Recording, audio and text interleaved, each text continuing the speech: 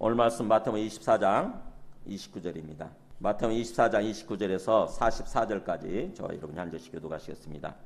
그날 환란 후에 즉시 해가 어두워지며 달이 빛을 내지 아니하며 별들이 하늘에서 떨어지며 하늘의 권능들이 흔들리리라.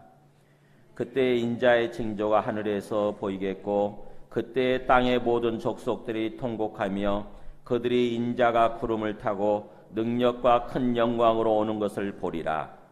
그가 큰 나팔 소리와 함께 천사들을 보내리니 그들이 그의 택하신 자들을 하늘 일 끝에서 저 끝까지 사방에서 모으리라.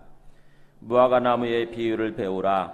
그 가지가 연하여지고 잎사귀를 내면 여름이 가까운 줄 아나니 이와 같이 너희도 이 모든 일을 보거든 인자가 가까이 곧 문 앞에 이른 줄 알라. 내가 진실로 너희에게 말하노니 이 세대가 지나가기 전에 이 일이 다 일어나리라. 그러나 그날과 그때는 아무도 모르나니 하늘의 천사들도 아들도 모르고 오직 아버지만 아시느니라. 노아의 때와 같이 인자의 임함도 그러하리라.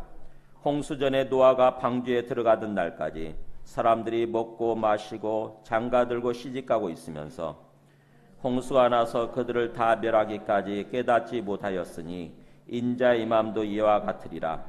그때 두 사람이 밭에 있음에 한 사람은 데려가고 한 사람은 버려둠을 당할 것이요 두 여자가 맷돌질을 하고 있음에 한 사람은 데려가고 한 사람은 버려둠을 당할 것이라. 그러므로 깨어있으라. 어느 날에 너희 주가 임할는지 너희가 알지 못함이니라. 너희도 아는 바니 만일 집주인이 도둑이 어느 시각에 올 줄을 알았더라면 깨어있어 그 집을 뚫지 못하게 하였으리라. 같이 읽습니다. 이러므로 너희도 준비하고 있으라. 생각하지 않은 때에 인자가 오리라. 아멘. 앉으시겠습니다. 네, 지금 우리가 지난주부터 바른 종말론, 건강한 종말론 신앙에 대해서 우리가 말씀을 듣고 예배를 드리고 있습니다. 그러니까 우리가 예수님을 처음 믿는 것부터 시작해서 궁극적으로 어떻게 결론이 나는지 거기까지 전체적으로 우리가 알고 있어야 돼요. 전체적으로. 우리가 처음 예수님을 믿게 되는 건 뭘로 믿는 거죠? 예수님의 부활로요. 부활을 통해서 예수님을 뭘로 믿는 것입니까? 어떤 분으로 믿는 거죠? 이 땅에 오신 하나님의 아들로. 그래서 그분이 우리의 주님과 그리스도 되신다라고 믿는 거예요. 이게 우리 복음의 핵심이에요. 그것으로서 그렇게 믿음으로써 우리의 신앙이 시작되고 우리의 구원이 시작되는 거예요. 우리 구원이. 그러니까 다시요. 처음 시작은 뭐냐면은 부활의 증거를 통해서 예수님을 이 땅에 오신 하나님의 아들로 그래서 나의 주님으로 그리스도로 믿는 거예요. 그렇게 믿을 때에 믿는다고 하는 것은 우리 마음에 받아들이는 거죠. 마음으로 받아들이는 거예요. 그걸 인정을 하고 그거를 우리의 마음으로 받아들여서 우리 입술로 고백하는 것입니다. 예수님이 맞습니다. 예수님이 나의 주님이십니다. 나의 그리스도이십니다. 이렇게 고백하는 거. 이게 믿는 거예요. 우리 마음으로 받아들여서 입술로 고백하는 거. 그리고 거기에 맞게 사는 거죠. 예수님 나의 주님이시라고 한다면은 더 이상 내가 주인 되지 않으려고 하는 것입니다. 내가 주인 되는 삶을 살지 않는 거예요. 모든 것에 대해서 주님이 주인 되는 모습으로 사는 것입니다. 그렇게 노력하는 거예요. 나에게 주어진 시간, 우리가 한 7, 80년, 길게는 한 100년 살다 가죠. 거기에 주어진 그 시간의 주인도 바로 주님이시다. 이렇게 고백을 하는 거고요. 그 다음에 나에게 주어진 모든 어떤 물질, 재물, 이것도 역시 주님께서 주신 것이다. 이렇게 고백을 하는 것입니다. 주님이 주인이시라고 고백을 하는 거예요. 우리가 빈손 들고 왔다가 빈손으로 가잖아요. 그래서 우리께 된 게 아무것도 없어요. 사실은요. 시간도 우리가 주인인 같지만 우리 인생도 우리가 주인인 같지만 사실은 그렇지 않잖아요. 만약에 시간이나 인생이 우리의 주인이라고 우리가 주인이라고 한다면 우리가 왜 그걸 이렇게 내버려 두겠어요. 우리가 늙지 않도록 딱 묶어놓겠죠. 그죠? 뭐 더 이상 우리가 늙지 않도록 우리 젊은 상태로 최상의 상태로 있도록 딱 묶어놓고 시간을 고정시켜 놓을 거 아닙니까? 근데 우리가 주인이 아니니까 우리가 통제를 못 하잖아요. 그죠? 우리가 통제를 못 해요. 우리가 늙지 않고 싶지만 시간이 지나면서 늙어지고 또 우리가 죽지 않고 싶지만 시간이 지나면 죽잖아요. 그러니까 시간이라고 하는 것의 주인이 우리가 아니에요. 우리에게 주어진 생명의 주인이 우리가 아니다고. 천천히 생각하면 알잖아요.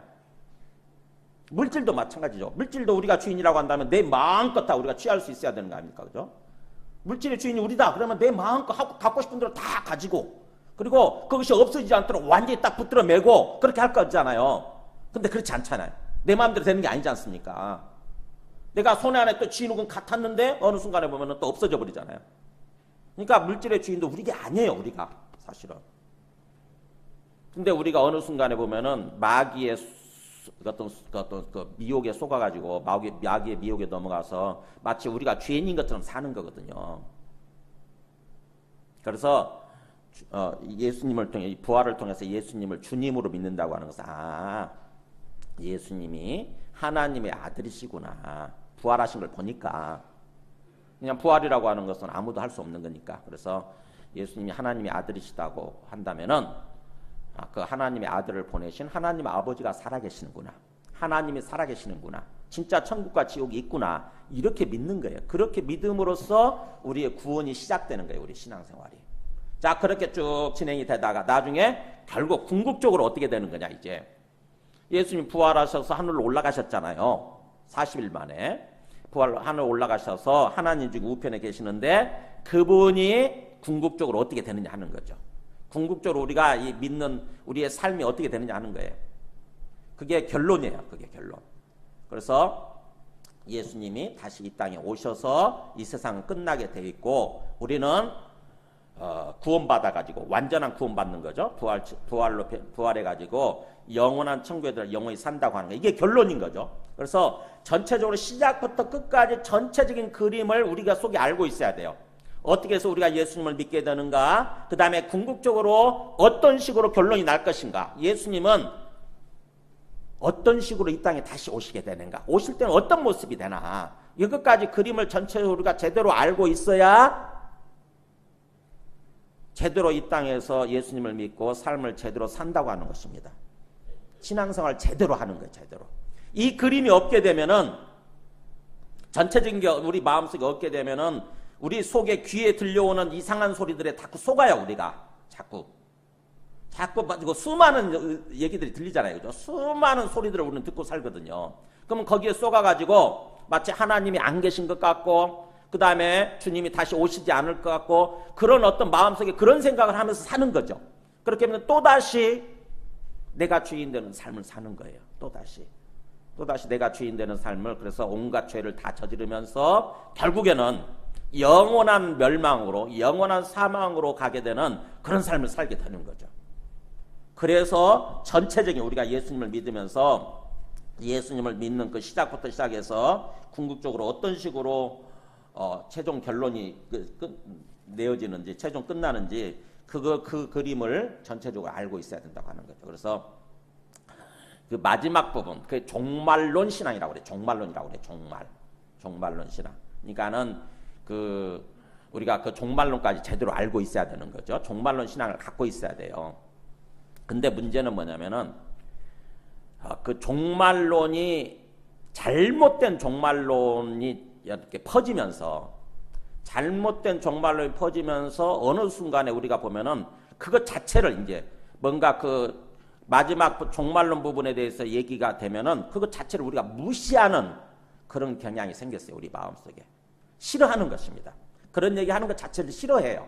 이 세상이 끝난다고 하는 거, 주님이 다시 오신다고 하는 거, 이런 거에 대해서 듣기 싫어해요. 그러니까는 어떻게 보면은 마귀의 전략에 속은 것 같아요. 우리가. 마귀가 종말론 신앙을 얘기하되 잘못된 종말론을 퍼뜨려 버린 거죠. 잘못된. 그래가지고는 거기에 우리가 뒤어가지고 마치 양치기 목동의 거짓말 있잖아요. 양치기 목동의 거짓말처럼 우리가 그렇게 쏘가가지고 이제는 아예 종말론 신앙에 대해서 그냥 모르려고 하는, 애써 무시하려고 하는 그런 모습이 되어버린 거죠. 그래서 오늘 말씀을 통해서 건강한 종말론, 바른 종말론이 어떤 것인지를 우리가 깨닫고 우리 마음속에 주님을 진정으로 믿고 이 땅에서 삶을 살되 깨어있는 모습으로 살도록 오늘 주님의 말씀에 귀를 기울여 보시기 바랍니다. 자, 오늘 말씀을 시작하기 전에 그야말로 건강하지 않은 잘못된 종말론이 역사가 있었죠. 그것을 한번 보도록 하겠습니다. 우리 그 MBC 뉴스에 나온 그 다미성교회 1992년도에 일어난 일이에요. 한번 그 뉴스에 나온 거 한번 보시기 바랍니다. 휴거론자들이 주장하던 시한부 종말론은 일단 불발로 끝났습니다. 서울 성산동 다미선교회 주변입니다. 전국에서 몰려든 천여 명의 신자들이 돌아오지 않을 강을 건너듯 교회 안으로 속속 들어갔습니다. 곧이어 신자들의 광적인 휴거 예배 장면이 야외용 대형 TV 화면에 나타납니다. 교회 주변에는 휴거론에 빠진 가족들을 찾으러 온 사람들도 많았습니다. 휴거가 온다는 자정이 됐습니다. 그러나 그들이 그토록 갈망하던 휴거는 끝내 오지 않았습니다. 실망한 신자들은 잠시 후 하나둘씩 예배당을 빠져나갑니다.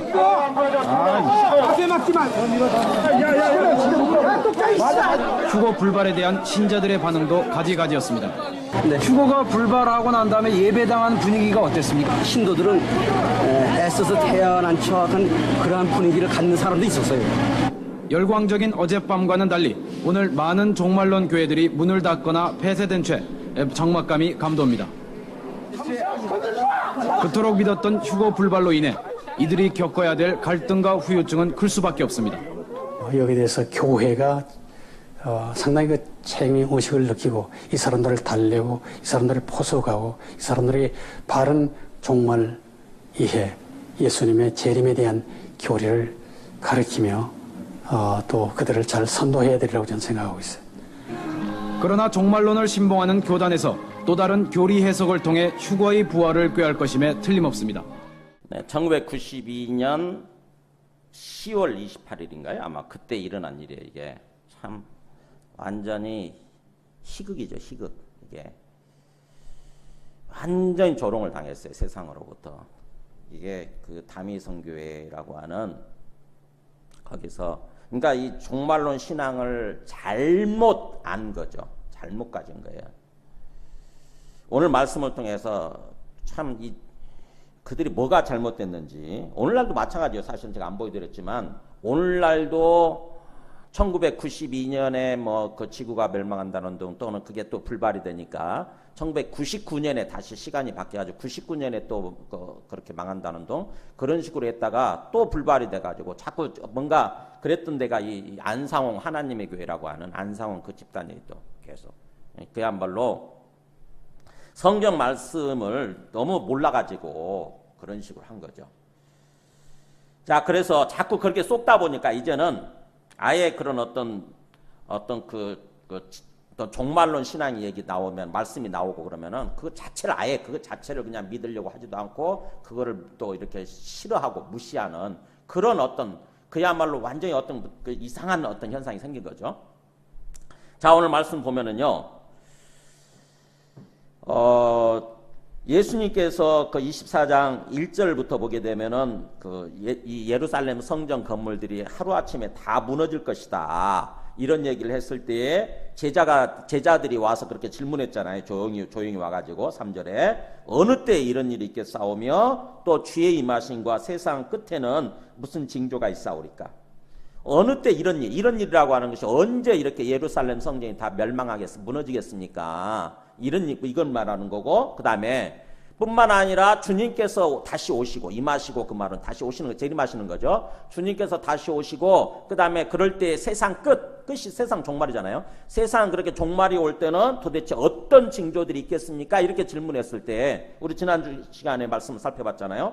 여러 가지 현상들이 그 어떤 세상 종말의 징조들이 나타날 거라고 하는 얘기한 거죠. 거짓 그리스도들이 나타나고 전쟁들이 일어나고 그 다음에 대기근이 일어나고 대지진이 일어나고 전염병이 퍼지고 이런 것들은 그야말로 재난의 시초일 뿐이다. 재난의 시작일 뿐이다. 이렇게 얘기를 하고 그 다음에 더 힘든 것은 9절부터 시작된 그거죠. 사람들 간의 관계가 깨지는 것입니다. 사람들의 마음이 깨지는 거예요. 사람들의 마음이. 그래가지고 서로 미워하고 서로 죽이고 그 다음에 사랑이 다 식어져 버리고 12절에 그랬죠. 사랑이 다 식어지고 그런 현상들이 일어날 거라고 하는 거죠. 그러면서 또 그 11절에 나온 것처럼 거짓 선지자들, 말씀을 잘못 전해주는 거짓 목자들이에요. 가짜 목자들. 그런 사람들이 많이 일어날 거고. 그러니까 어떻게 보면은 우리 사람들의 마음이 힘들어지고 관계가 깨지고 영적으로 온갖 잘못된 어떤 상태에 빠지게 되는 거죠. 이게 가장 힘든 거예요. 그래서 환란이에요. 이게 환란, 대환란. 마지막 때가 되면은 그런 징조들이, 그런 현상들이 벌어질 거라고 하는 거죠. 주님께서 그렇게 말씀하셨어요. 그래서 이 말씀에 이 거짓 어떤 거, 이런 어떤 세상 종말의 징조 현상에 대해서 주님께서 예언하신 대로 오늘날 우리가 항상 좀 살펴볼 필요가 있는 거예요. 도대체 어떤 세상에서 일어난 뉴스를 볼 때마다 주님의 말씀대로 이루어지고 있는가 안 이루어지고 있는가 이렇게 참 예의주시하는 거예요, 우리가. 자, 그렇게 실제로 일어나고 있잖아요. 그죠? 사람들 간에 지금 얼마나 마음이 깨지고 관계가 깨지고, 어느 정도 관계가 깨지냐면 부모 자식 간에도 문제가 생겼다니까요. 부모가 자식을 죽이는 현상이 일어나고 자식이 부모를 죽이는 현상이 일어났다고. 이미 그 말씀도 그 누가복음이나 마가복음에서 예언이 돼 있었잖아요. 부모가 자식을 내어주고 죽음에 내어주고 자식이 부모를 죽음에 내어주게 될 거다. 자, 그렇다고 한다면은 분명히 뭔가 한 주님의 말씀대로 세상 종말 현상이 좀 일어나고 있는데, 더욱더 주님께서는 그 확실하게 주님께서 다시 오시게 되고 세상의 끝이 온다고 하는 것을 확실하게 믿도록 하기 위해서 뭘 얘기하시냐면요. 그 15절부터 우리가 읽지 않았던 15절부터 거기 그 28절까지죠. 사실은 15절부터 28절까지 보게 되면은 뭘 얘기하냐면은 예루살렘의 멸망에 대해서 얘기를 하는 거예요. 일종의 그게 예표가 되는 것입니다. 세상 종말의 예표. 예루살렘이 실제로 그렇게 멀쩡하던 예루살렘이 완전히 멸망하게 된다고 한다면은 그것처럼 역시 세상 종말도 올 거라고 하는 것을 주님께서 말씀해 주시는 거예요. 자, 그러면은 그 예루살렘 성이 실제로 멸망하냐 한 거예요. 멸망했느냐. 언제 멸망하냐면 주님께서 이 말씀을 하실 때가 AD 한 33년 정도 됐을 거 아닙니까? 예수님 33살 때니까. 실제로는 한 서너 살 차이 나지만 3, 4년 차이 나요. 그래서 AD 한 37년 정도 이렇게 말씀하신 거죠. 근데 그러고 나서 40년쯤 후에 AD 70년에 예루살렘 성전이 완전히 멸망해요. 실제로. AD 70년. 그러니까 예수님께서 말씀하시고 나서 한 40년쯤 후에 실제로 예루살렘 성이 멸망하게 되는 사건이 일어납니다. 그게 예언된 대로, 그러니까 15절부터 28절까지 예언된 대로 그 일이 일어나는 거예요. 이런 모습이었다고 하는 거죠. 그때는 다 완성된 건 아니었어요. 왜냐하면은 AD 19년부터 시작해서 무려 80년에 걸쳐서 이걸 지어요. 그때 당시로서는 세계 최대의 건물이고 최고의 건물인 것입니다. 근데 이 멀쩡하던 건물을 예수님은 40년 전에 예언을 하는 거예요. 너희들은 이게 보이지? 이렇게. 너희는 이렇게 아름답고 화려하게 보이지만 그러나 이 모든 것이 하루아침에 완전히 돌 하나도 돌 위에 남지 않냐고 다 무너지게 될 거다. 이렇게 예언을 하신 것입니다. 그래가지고 이게 어떻게 무너지냐면 실제로 AD 70년에 전쟁이 일어나가지고 로마의 티투스 장군이 이끄는 로마 군대에 의해서 예루살렘 성이 회파되고 예루살렘 성전이 불타고, 이게 그때 당시에 티투스 장군의 군대가 그 성전에 있는 촛대를 그대로 옮기는 장면이에요. 군대들가. 이게 실제로 지금도 로마 가면 티투스 장군의 기념문이 있는데 이렇게 지금 새겨져 있는 거예요. 현재 역사적인 사실로 기록되어 있는 거예요. 그래서 다 허물어지고 여기 이것만 남았어요. 예루살렘 성 중에서 서쪽에 있는 이 벽 하나만 남고 다 허물어진 거예요. 다. 그래서 그 허물어진 날이 되면은 왜 우리가 이렇게 완전히 멸망할 수밖에 없었는가 만지면서 통곡하는 그런 장면이 보이는 거예요. 그래서 주님의 이 말씀대로 AD 70년에 실제로 일어난 것입니다. 이게 실제로 예수님의 예언대로 예루살렘 성이 회파됐다고 그렇게 무너졌다고 한다면은 그 다음에 세상 종말도 그렇게 일어날 거라고 하는 것을 주님께서 말씀하시는 거예요. 세상이 끝나게 된다고 한다면은 긴가민가 하잖아요. 에이 설마 이런 생각이 있어요. 우리 속에. 저도 있어요. 저도 우리 속에. 에이 설마 이 멀쩡하던 세상이 진짜 그렇게 끝나게 될까? 진짜 이게 일어날까? 이런 생각이 우리 모두의 마음속에 있는 거예요. 특히 거짓된 종말론에 속다 보니까 이제는 그런 얘기 하게 되면 귀담아 듣기도 싫은 거야. 그게 그런 얘기를. 근데 보세요. 그때 당시에 예수님께서 이게 예루살렘 성이 멸망할 때 실제로 일어날 거라고 하는 것을 보면은 거기 15절에 보세요. 15절 보면은 그러므로 너희가 선지자 다니엘이 말한 바 멸망에 가증한 것이 거룩한 것에 쏜 것을 보거든 읽는 자는 깨달을진저 이렇게 나오잖아요. 멸망에 가증한 것, 멸망받아 마땅한 아주 하나님이 싫어하시는, 하나님이 아주 미워하시는 것이라고 하는 거죠. 멸망에 가증한 것이란 말이에요. 가증하다 밉다는 뜻이잖아요. 아주 혐오스럽다 밉다는 뜻이에요. 그러니까 멸망받아 마땅한 아주 혐오스러운 것이 어디에 서 있냐면 거룩한 곳에 서 있는 거예요. 절대로 서 있지 않아야 되는 곳에 서 있어요. 이거를 다니엘이 예언을 한 것입니다. 다니엘이 장차 이 멸망에 가져간 것이 예루살렘 성전이죠. 사실은 거룩한 곳에 서게 되면은 그때는 너희는 깨달으라. 바로 이 예루살렘이 이스라엘이 멸망이 직전이라고 하는 것을 깨달으라고 다니엘이 예언을 한 것입니다. 다니엘이 어떻게 예언했냐면 다니엘 말씀 잠깐 보여줘 보세요. 거기 다니엘 9장에 장차 한 왕이 백성이 와서 그 성읍과 성소를 무너뜨리려니와 그러면서 제사와 예물을 금지할 것이며 하나님께 제사 드리는 거 예물 드리는 것도 딱 맞고 못하게 할 거다. 그 다음에 포악하여 가증한 것이 날개를 의지하여 설 거다. 이렇게 예언이 되어 있어요. 다니엘 때 수백 년 전에. 이 말씀이 어떻게 성취가 되느냐. 실제로 BC 168년에 셀루쿠스 왕조라고 하는 안티오쿠스 4세 에피파네스, 이름 되게 길죠. 알렉산더 대왕이 죽고 나서 나라가 4등분이 되는데 그 중에 한 나라예요. 이게 셀루쿠스 왕조라는 게. 시리아 쪽에 속해 있는. 그 왕이 누구하고 싸우냐면은 이집트 중심의 그 왕조하고 톨레미 왕조, 그 나라하고 싸우다가 로마가 방해하는 바람에 패배해요. 이집트에서 그 시리아 쪽으로 돌아가다 보면은 그 예루살렘을 거치잖아요. 이스라엘을 지나게 돼 있지 않습니까? 지나다가 분풀이를 거기다 해버리는 거야. 그래가지고는 예루살렘 성전에 들러서 제우스 신상을 거기다 설치합니다. 제우스 신상, 제우스가 뭐예요 이게? 사람이 만든 어떤 그 신이잖아요. 신, 사람이 만들어낸 신, 제우스. 우리로 얘기하면 무슨 옥황상제처럼 그런 신상을 만들어가지고 예루살렘 성전에서 설치해버리는 거예요. 하나님이 계시는데 하나님 무시해버리는 거죠. 그리고 또 돼지머리를 제물로 제사를 드리는 거기다가. 이스라엘 사람들이 돼지를 싫어하거든요. 돼지는 아주 부정한 동물이라고 그래가지고 절대로 돼지를 먹거나 하면 안 돼요. 절대 이스라엘 사람들은. 아주 부정한 동물이에요. 근데 보란 듯이 돼지를 잡아가지고 돼지 머리를 제물로 제사 드려버린 것입니다. 그럼 뭐예요? 이스라엘 사람들 볼 때는 완전히 모욕하는 거잖아요. 그죠? 모욕당하는 거고 위에 하나님 보실 때 보세요. 완전히 하나님을 모독한 거죠. 무시해버린 거잖아요. 그렇게 일어나요. 실제로 이게. BC 168년.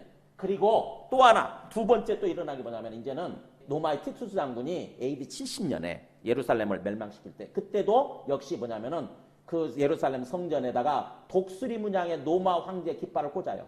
이게 로마 황제 깃발이에요. 이거를 갖다 예루살렘 성전에다 갖다 꽂아버리는 거예요. 그 말은 무슨 말이냐면은 이 예루살렘 성전의 주인은 로마 황제다라고 얘기를 하는 거예요. 하나님 같은 건 없고 로마 황제가 신이고 하나님이고 이 성전의 주인이다라고 한 것입니다. 그 일이 실제로 일어난 거예요. 그러니까는 다니엘이 예언한 대로 이 일이 일어난 거죠. 그래서 주님께서 그 말씀하시는 게 뭐였어요? 그 15절에 그러므로 너희가 선지자 다니엘이 말한 대로 멸망에 가정한 것이 거룩한 곳에 즉 예루살렘 성전에 선 것을 보거든. 그때는 이제 곧바로 예루살렘이 멸망하기 시작하는 거니까 이제 완전히 망하기 직전이니까 16절에 보면은 그 유대에 있는 자들은 산으로 다 도망가라. 절대로 뒤로 돌이키지 말라. 17절 18절 나오죠. 그 다음에 19절 그날에는 아이 벤 자들과 젖 먹이는 자들에게 화가 있으로다. 실제로 이때 이 예루살렘 전쟁에서 몇만 명이 죽냐면요 110만 명이 죽었다고 그래요. 110만 명이 죽고 포로로 9만 7천 명이 잡혔는데 그 사람들이 노예로 또는 검투사로 다 팔려간 것입니다. 그러니까 실제로 일어났어요. 이 일이. 110만 명이 죽었다니까요. 110만 명이 죽고 9만 7천 명이 노예로 이렇게 포로로 그렇게 잡혀가지고 노예로 끌려간 거예요. 노예로 팔려나간 것입니다. 그 얘기를 미리 하는 거예요. 지금 주님께서. 그러면서 21절에 그랬잖아요. 이는 그때에 큰 환란이 있겠습니다. 정말 사람이 견디기 없는 엄청난 환란이 있을 것이다. 이렇게 얘기를 한 거예요. 근데 이 일들이 실제로 그렇게 일어나고요. 그러면서 그 환란이라고 하는 것은 일종의 예루살렘 멸망 때만 있는 것이 아니라 세상의 종말 때도 역시 환란이 있을 거라고 하는 것을 얘기를 하는 거예요. 보세요. 거기 보면은 22절에 보세요. 21절에 이는 그때 큰 환란이 있겠습니다. 창세로부터 지금까지 이런 환란이 없었고 후에도 없으리라. 이 예루살렘 이스라엘 사람들 입장에서 보면 엄청난 환란을 당한 것입니다. 정말 전무후무한 정말 잊을래야 잊을 수 없는 엄청난 환란을 당한 거죠. 110만 명이 죽었으니까. 그리고 그 날들을 감하지 아니하면 모든 육체가 구원을 얻지 못할 것이나 그러나 택하신 자들을 위하여 그날들을 감하시라. 그러니까는 엄청난 환란이 계속 될 수 있었는데 주님께서 그래도 뭔가 택하신 자들을 구원하시기 위해서 그 환란의 날을 줄여주셨다고 하는 것입니다. 주님께서 통제하신 거죠. 조절하신 거죠. 그러면서 그렇게 환란이 쭉 있을 거라고, 세상 종말에도 환란이 역시 똑같은 환란이, 비슷한 환란. 아까 우리 앞에 부분에서 얘기를 했잖아요. 사람이 살기 힘든 엄청난 환란이 있게 되는 거죠. 서로 잡아주고 서로 미워하고 사랑은 없어지고 완전히 관계는 다 깨지고 이런 환란이 있을 거라고 하는 거죠. 갈수록 심해질 거예요. 앞으로 주님 오실 때가 되면은 엄청난 대환란이 닥치는 것입니다. 그러고 나서 오늘 말씀 보세요. 오늘 말씀은 그날 환란 후에, 자 이제 드디어 예수님이 오시는 때의 모습을 묘사한 거예요. 자, 언제 예수님 오십니까? 환란하고 예수님 오시는 거하고 순서가 어떻게 돼요? 예수님이 오시고 나서 환란이 일어난 거예요? 아니면 그날 환란이 있고 나서 예수님 오시는 거예요? 네? 그날 환란 후에 이렇게 나오잖아요. 그러니까 환란이 끝나고 나서 그런 뜻이에요. 환란이 지나 그날 환란 후에 좀 더 정확하게 얘기하면은, 제가 우리 제목으로 달았잖아요. 오늘 말씀의 제목으로. 혹시 잘 여러분들이 오해하실까봐 정확하게 알도록 하기 위해서 그날 환란 후에라는 말을 있는 그대로 풀어서 얘기하면은, 우리 제목이 뭐라고 돼 있어요? 오늘 말씀 제목이 주보에 그 환란의 날들 후에 이렇게 돼 있는 거예요. 원래 원어는. 그러니까 환란이 딱 하루만 있고 끝나는 것이 아니라 뭐예요? 환란의 날들이에요. 그러니까 계속 엄청난 기간 동안, 엄청난 기간 동안 환란이 계속 전개되는 것입니다. 계속 심해지는 거죠. 환란의 강도가 심해지면서 환란의 날들이 펼쳐지는 거죠. 그리고 나서 그 환란의 날들 후에 이렇게 그 다음에 예수님이 오시는 거예요. 그러니까는 뭐 환란 전 휴거다 이런 사람 주장하는 사람 아까 그거 있잖아요. 이제 드디어 곧 환란이 닥칠 판이니까 우리 예수 믿는 사람들은 그 환란을 당하지 않도록 하기 위해서 환란 전에 우리는 하늘로 올라간다. 이게 환란 전 휴거설을 주장하는 사람들이에요. 틀리잖아요. 성경 말씀에 어디 환란 전에 휴거입니까? 환란이 끝나고 나서 예수님 오시지. 그러니까 저렇게 무슨 시한부 종말론 자들이 공통적으로 우리는 환란 절대 당하지 않는다. 왜 예수 믿는 사람들을 뭔가 환란을 당하게 하겠냐. 환란 전에 우리는 천국 하늘로 끌어올려져 가지고 우리는 하늘에 있는 상태에서 땅에 남아있는 사람들만 환란을 당하게 돼 있다. 이런 식으로 주장을 한다고. 성경 말씀에 무식해서 그래요. 딱 한마디만 읽어봐도 알잖아요. 그날 환란 후에 이렇게 돼 있잖아요. 그러니까 그 환란의 날들 후에 환란이 있고 나서 예수님이 하늘에서부터 내려오시는 모습이 뭐냐면은 보세요. 29절에 먼저 즉시 해가 어두워지며 달이 빛을 내지 아니하며 별들이 하늘에서 떨어지며 하늘의 권능들이 흔들리리라.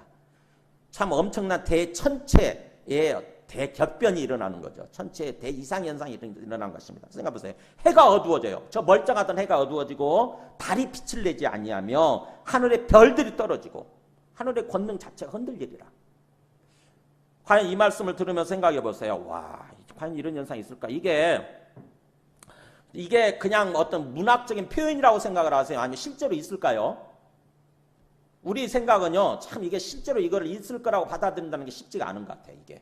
그죠? 진짜 해가 빛을 잃고 달도 빛을 잃고 별들이 없어질까? 성경 말씀은 이게 어디서부터 시작이 되냐면은 이사야서부터 예언을 하게 돼 있어요. 우리 생각해 보세요. 과연 이게 진짜 문학적인 표현인지 아니면 실제로 일어날 일인지 한번 여러분이 스스로 우리 한번 생각해 보세요. 이사야서 이렇게 나와요. 그때 하늘의 별들과 별무리가 그 빛을 내지 아니하며 해가 돋아도 어두우며 달이 그 빛을 비추지 아니할 것이로다. 비슷하죠? 그 다음에 그걸 누가복음에서는 또 뭐라고 표현하고 보세요. 1월 성신에는 징조가 있겠고 그 다음에 사람들이 세상에 임할 일을 생각하고 무서워함으로 기절하리니 이는 하늘의 권능들이 흔들리겠습니다. 그때 사람들이 인자가 구름을 타고 능력과 큰 영광으로 오는 것을 보리라. 보세요. 그러니까는 1월 성신이면은 해와 달과 별들이잖아요.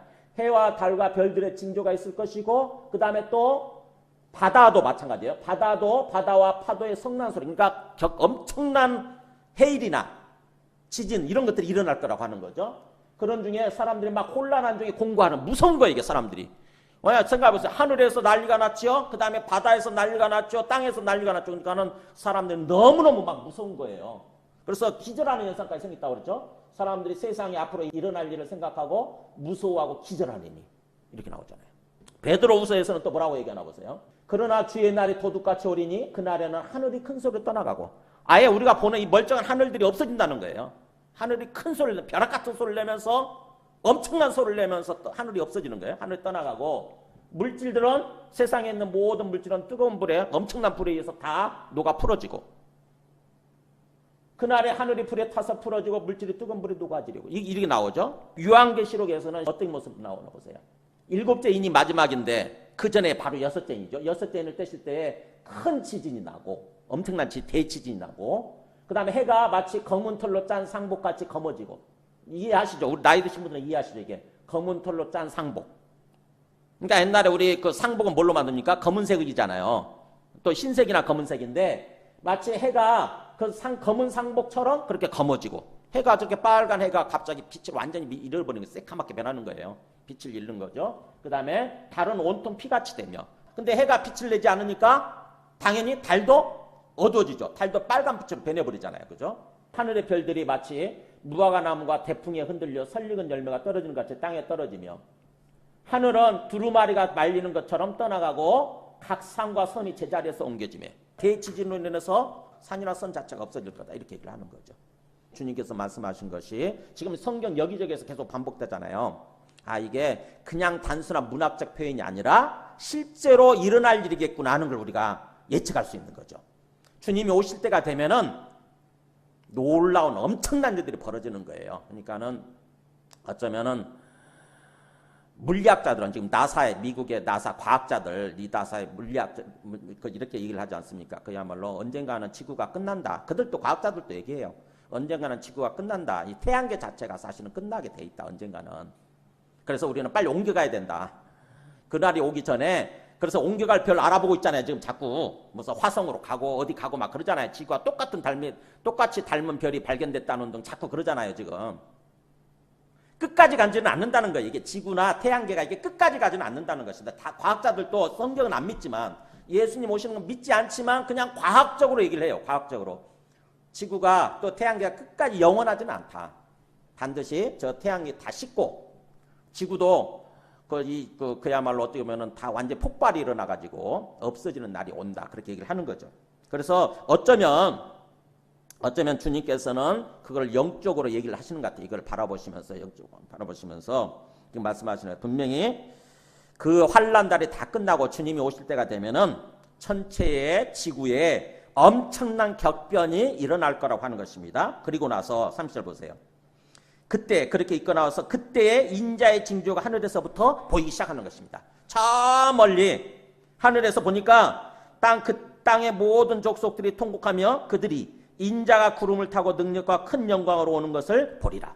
자, 그렇게 엄청난 천체의 격변이 일어나고 나서 뭐예요? 하늘에서부터 예수님의 모습이 구름을 타고 큰 능력과 영광으로 이렇게 영광 가운데 오시는 게 보이는 거예요. 살짝 이렇게 엄청난 그게 보인다는 말이 인자의 징조가 하늘에서 보인다는 말이 마치 빛처럼 반짝반짝 빛나는 그 빛처럼 이렇게 보이는 것을 가리켜요.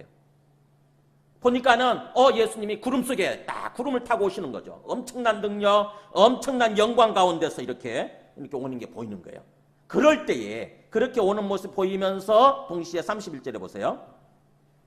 그가 큰 나팔 소리와 함께 천사들을 보내리니. 자, 어떤 일이 벌어집니까? 그때 예수님은 아직 땅에 오신 건 아니에요. 땅에 오신 건 아니고 하늘에서부터 지금 보이기 시작한 때고 그때 천사들을 먼저 보내는 거예요.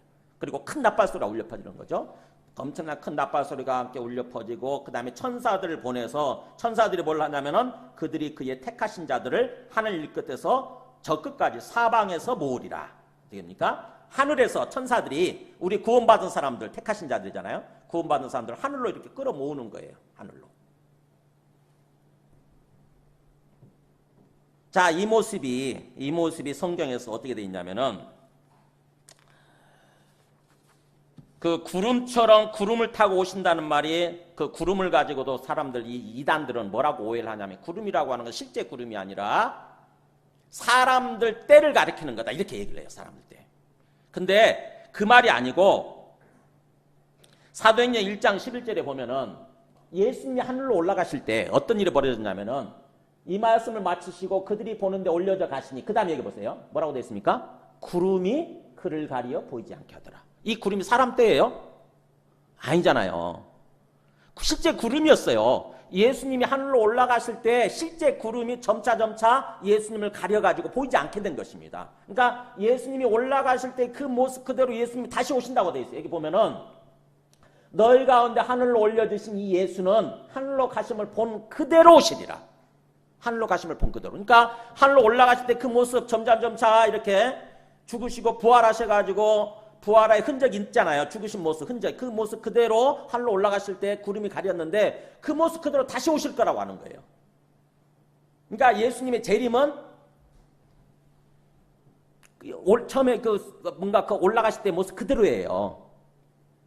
그러면서 또 동시에 구름이 뭔가 가려져 있는 모습, 구름이 점차 구름 타고 오시는 모습으로 구름과 함께 오시는 거죠, 사실은. 자, 이 모습이 언제부터 예언이 되어 있냐면 다니엘서 7장 13절에 이렇게 예언되어 있어요. 보세요. 다니엘서 7장 13절에 다니엘이 본 환상이에요. 다니엘이. 내가 또 밤 환상 중에 보니 여기 보세요. 인자 같은 이가 하늘 구름을 타고 와서 인자 같은 이란 말은 사람의 자식 같은 모습이잖아요. 사람 같은 모습. 사람 같은 모습을 가지신 분이 하늘 구름을 타고 와서 옛적부터 항상 계신 이에게 나아가 그 앞으로 인도되매. 자, 옛적부터 항상 계신 얘기는 누구예요? 이게 하나님 아버지예요. 하나님 아버지 앞으로 딱 인도되니까 그에게 그 인자죠. 인자 같은 이에게 권세와 영광과 나라를 주고 모든 백성과 나라들과 다른 언어를 말하는 모든 자들이 그를 섬기게 하였으니. 그러니까 세상의 모든 사람들이 예수님을 섬기게 한 거죠. 그의 권세는 소멸되지 아니하는 영원한 권세요. 그의 나라는 멸망하지 아니할 것입니다. 뭐요? 예수님의 권세, 예수님의 나라는 영원하다고 하는 것입니다. 멸망하지 않는다고 하는 거예요. 그럴 때 그렇게 바로 예수님의 모습의 하늘 구름을 타고 있는 모습으로 보이는 거죠.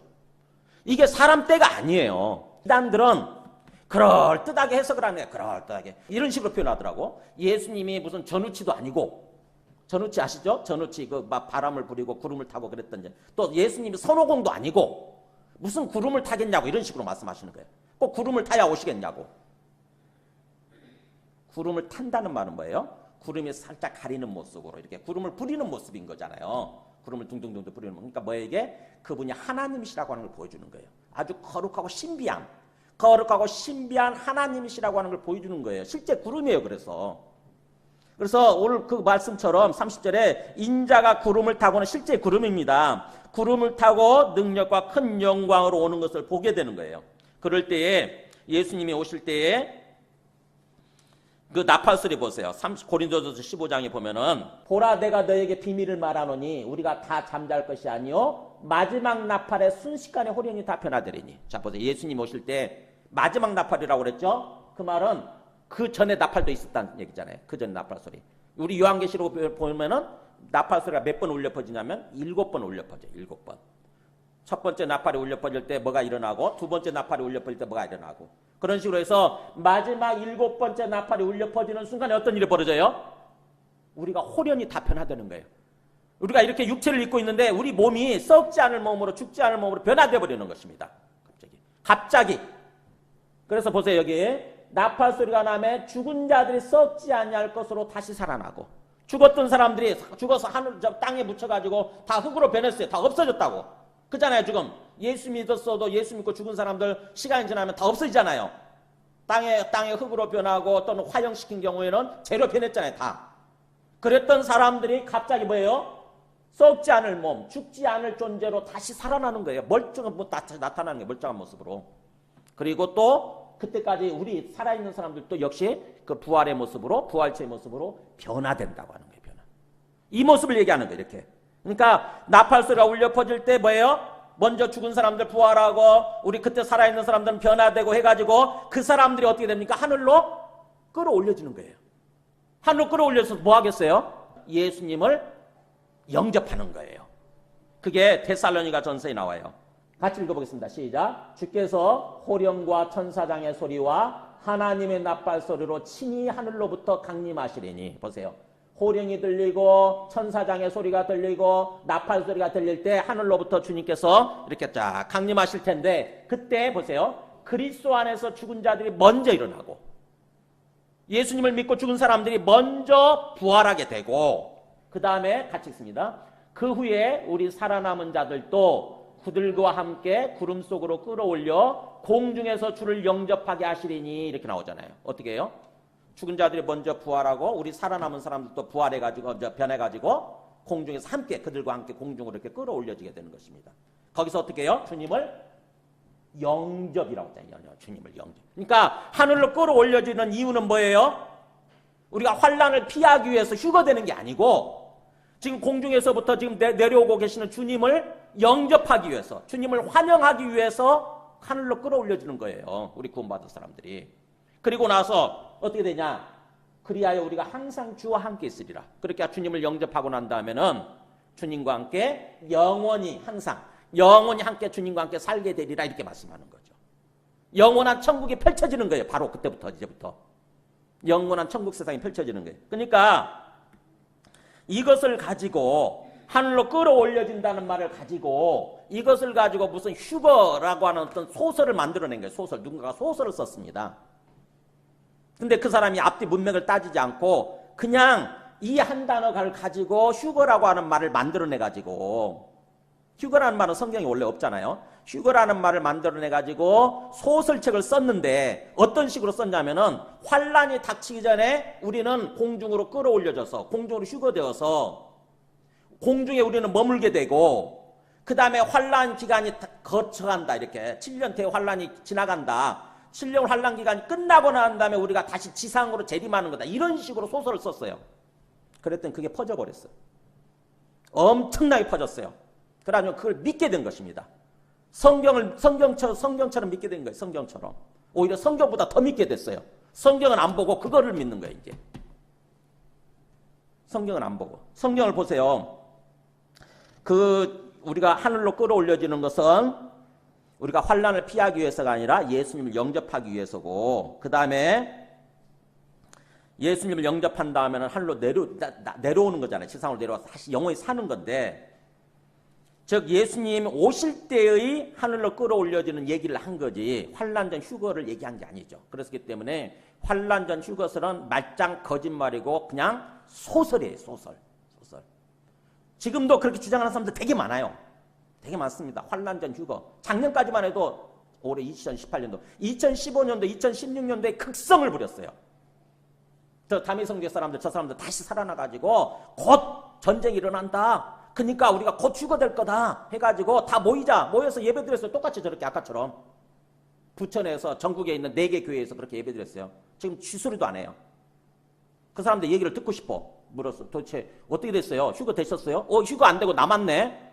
당신은 휴거 못된 사람들이네. 구원받지 못한 사람들이네. 뭐 소감이 어떠세요? 라고 물어보고 싶다고. 무식해서 그래요. 성경을 안 읽으니까.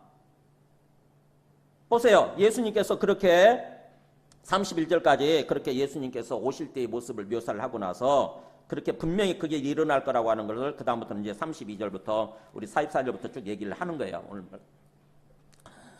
반드시 32절부터 그 35절에 보세요. 35절에 천지는 없어질지언정 내 말은 없어지지 아니하리라. 반드시 일어날 거라고 하는 거고, 그러니까 예수님이 다시 오시는 것과 세상의 종말은 반드시 있을 거라고 하는 거고, 그러나 36절에 그랬잖아요. 뭐라고 그랬어요?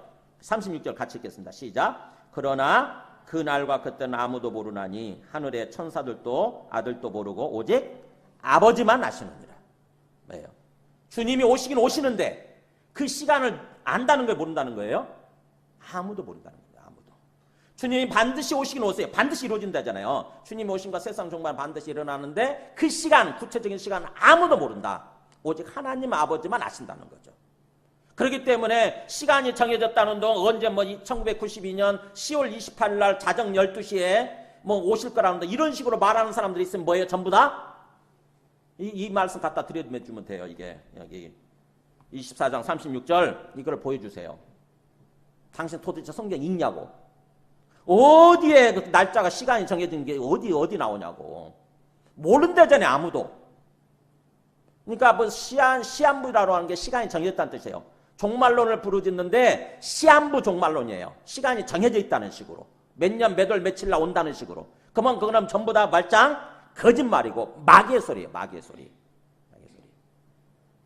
절대로 모른다고 하는 것입니다. 다만 사람들이 그 어떤 그 종말 그거에 대해서 얘기를 들어도 그걸 무시하고 전혀 안 믿고 살아갈 거라고 하기 때문에, 살아가게 될 것이기 때문에 뭔가 진정으로 믿고 깨어있는 모습으로 살도록 주님께서 마지막에 당부하시는 거예요. 거기 37절 보면은 노아의 때와 같이 인자 임함도 그러하리라 그러면서 그 노아의 홍수 때처럼 인자가 임할 때도 38절에 홍수전에 노아가 방주에 들어간 날까지 사람들이 먹고 마시고 장가들고 시집가고 있으면서 일상삶이죠. 우리가 일상삶을 살면서 거기에 매몰돼 가지고 39절에 홍수가 나서 막상 주님이 예언하신 대로 예측하신 대로 뭐예요? 실제로 홍수 심판이 일어난 거예요.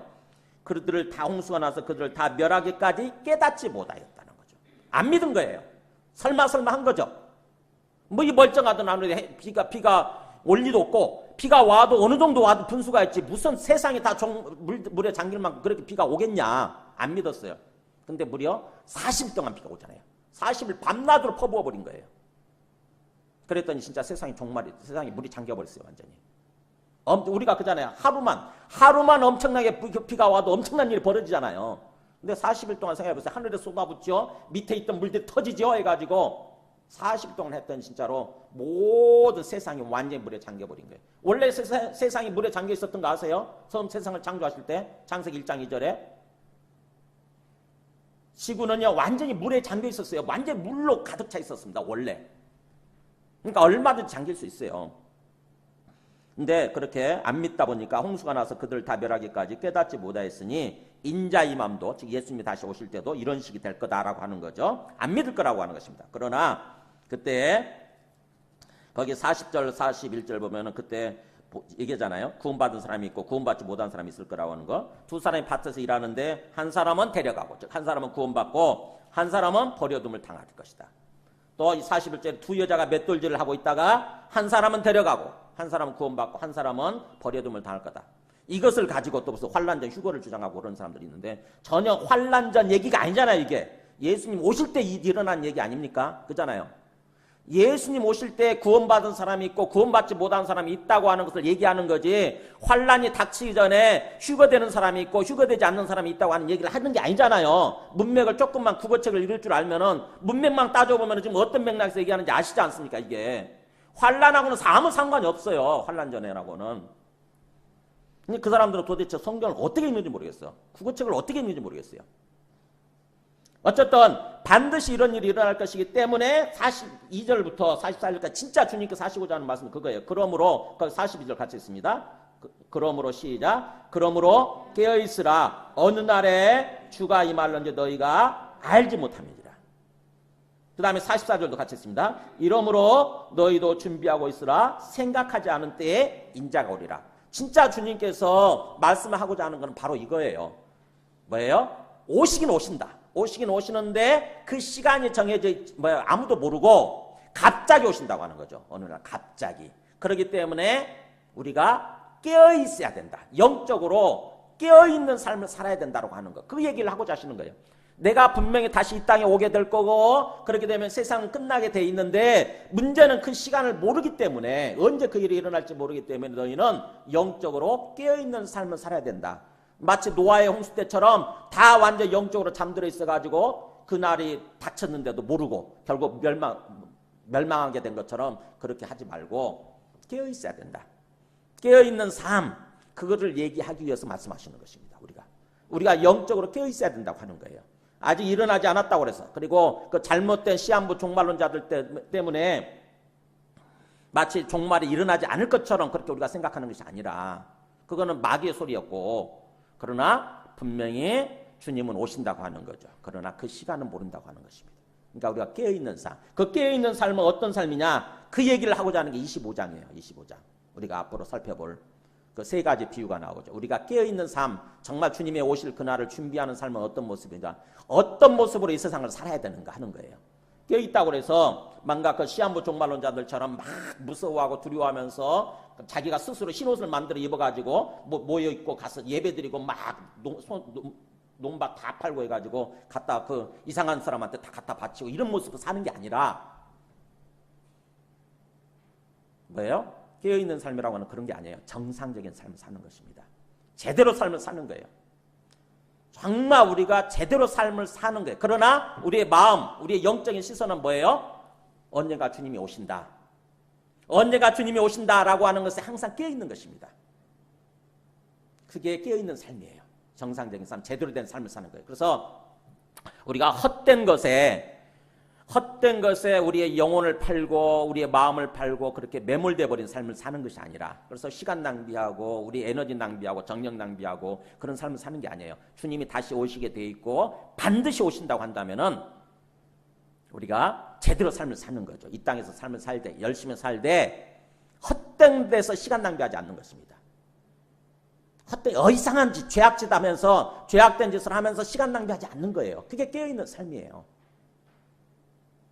주님께서는 그런 삶을 원하시죠. 그게 건강한 종말론이에요. 건강한 바른 종말론 신앙. 바른 종말론 신앙. 내일 지구의 종말이 온다 할지라도 나는 오늘 한 그루의 사과나무를 심겠다.